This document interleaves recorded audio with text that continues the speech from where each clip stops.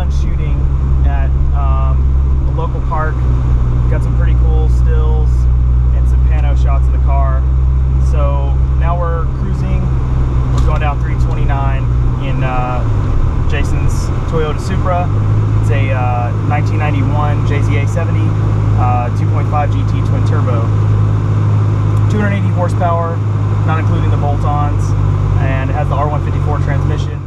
So for those of you who don't know a lot about the Supra, and specifically the JDM version, it has the 1JZ GTE inline 6 dual overhead cam, 24 valve. It's a 2.5 twin turbo with electronic fuel injection. So it's a really great motor. A lot of people say it's just a baby 2J. I don't know if that's the best way to describe it if you ask me, because it's only half a liter smaller. Very potent engine, makes great power. You're going to hear some really nice pulls and revs throughout the view here. A little more about the car. The chassis weighs between 3 and 3,400 pounds, so about 1,500 kilos, give or take a little bit. Depends on the trim. This is the Turbo R. It's known to be the lightest of the trims, and the manual transmission saves you a little bit of weight as well. So if you're in the market for one of these cars, definitely go for standard and look into the trims. Just a little bit of history on the Supra altogether.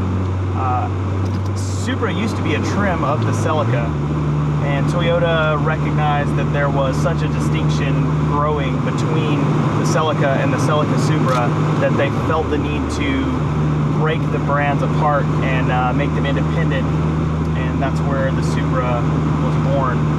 This generation of Supra was the defining breakaway point for Toyota to create its own chassis that is an iconic flagship sports car for Toyota. And in my opinion, and I'm sure Jason's as well, as an owner and an enthusiast, we would both say that they have done an excellent job, especially with the JDM version with the 1JZ. I know there's a lot of mixed feelings about the 7M. I've seen some built and I've seen a lot broke, but the 1J is such a great motor, and it performs so well, and it performs so well in this chassis. Just riding along, some of the things that I'm noticing is that the car is surprisingly smooth. It does have coilover suspension on it, and it does have a 1.5 weight diff. Keeping those modifications in mind, it drives and rides both really well. Very comfortable car, spacious cabin. It's very driver centric in the way that the dash looks and the overall feel of the car. So some of the mods, it has HKS SSQV blow-off valve, and it has a Greddy Pro Effect B boost controller, which Jason operates it on stock boost most times, but we all like to have a little fun. It has various cosmetic mods. It does have a body kit. It has R34 Skyline forged wheels on it, which I think are a great choice. It's a great balance between a crazy look and an OEM look, but you still get that performance. So they look great on the car. It also has, of course, your creature comforts, upgraded stereo system, and a couple of subs for when you want to jam and cruise, and a turbo timer and things like that that are supporting mods. So I'll just continue to talk about the car as we cruise here. Another thing I like about this car is it has that classic late 80s, early 90s charm. And for those of you out there that are JDM car enthusiasts, I know you can relate with me here. So we're talking about flip-ups, we're talking about tasteful body trim, and we're talking about those rounded square body shapes. So you're still kind of coming out of those boxy, jagged, large 70s cars and early 80s cars, and you're really working your way into that sleek, rounded 90s, but you're not quite to that ugly, bubbly iconic mid-90s car yet. And I say that, I know that a lot of viewers are going to say, oh, well, there were a lot of great cars in the mid-90s, and this is true, but I'm talking about the overall mass consumer design, where your economy cars and things like that were starting to go. Things were really starting to get bubbly and ugly, and these cars, to me, had the last little bit of that muscular, boxy toughness as far as looks, and I think it really gives them a special charm, and they're just in that right era where you get to keep a little bit of that look and have that old school charm and feel, but you really do get plenty of modern technology.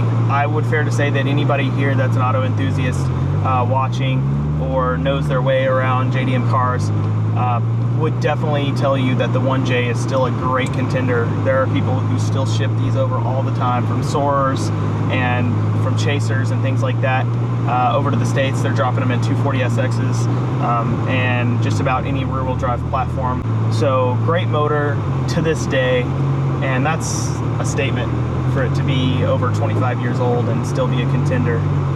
And besides that, to speak a little bit more about the interior, I'm sitting in the stock standard Recaro that came with the car. Jason has installed a reclinable bride here, and that's what he's got going on for the driver's side. But to speak on the stock seats, nice bolster. They feel comfortable going down the road, and they're still reclinable, of course, and everything like that. So pretty good job on the interior for stock. I don't know if I would keep them because I like a little more bolster, but it all depends on how you would drive the car, of course. So I think that one of the greatest things about having a JZ powered car, 1JZ or 2JZ, JZ motors are the best sounding motor. And a lot of people will argue this, and it's all a matter of opinion, guys. So if you like RBs, or if you're a muscle guy and you love V8s, trust me, like, I love the sound of a built RB, and I love the sound of a cammed LS.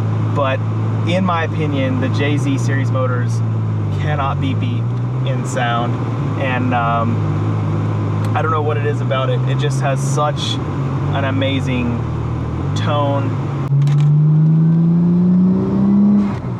Yes, there's that JZ music, and I'm not talking about JZ the rapper, but JZ is pretty good music. Don't run.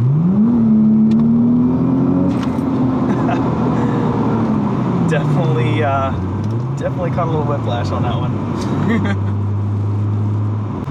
This is Jason, and he is my brother and also the owner of this amazing JZA. Months ahead of time before I got here, I was all over Goonet Exchange, Yahoo Auctions, all those good websites for purchasing cars and things like that over here. And I knew that, you know, I would have the option to get a Skyline or a Mark IV Supra or anything else, because they are cheaper here to get than they would be if you were getting one in the US. So with that, I showed up and I was looking at Skylines, and I realized that a lot of them were still a bit out of my budget. I mean, I could have paid for one, but it would have been one of those things where I sit in my R33 GTR and cry to myself into a bowl of cup noodles because that's all I can afford to eat. So I kind of brought my budget down a little bit, and at first I felt like I was kind of settling for a Mark III Supra. I didn't know a lot about them. I didn't realize how much fun the 1JZ GT motor is. I'd never really experienced one in the States or anywhere else. And I knew it was kind of like the little brother or the baby 2J, but it was priced a lot better over here, so it kind of fit into my budget better. And the more I saw it, the more I liked it, the more the body styling appealed to me. And so I went ahead and pulled the trigger on it and bought it. I can't wait for the next opportunity to drive this car. I told myself it was just going to be a commuter vehicle for me because premium gas is a little more expensive over here than it is in the States. I couldn't tell you what it is off the top of my head, but I think last time I put a half tank of gas in here, it cost me $30 for a half tank. So I told myself it was just going to be a commuter from my house to my work, and now I'm dropping every excuse possible to take my car places.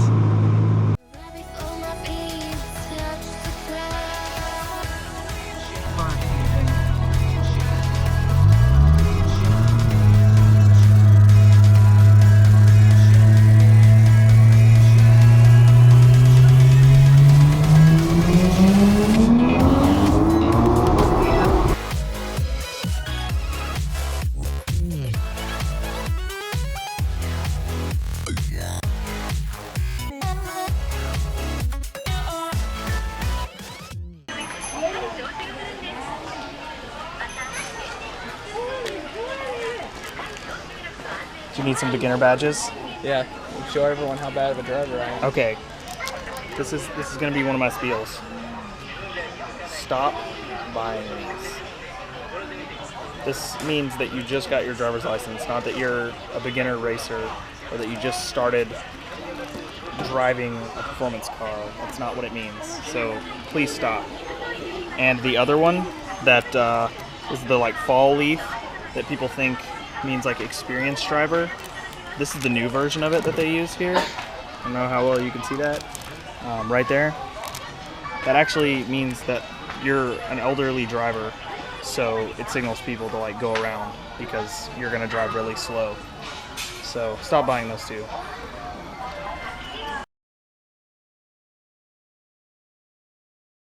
Small.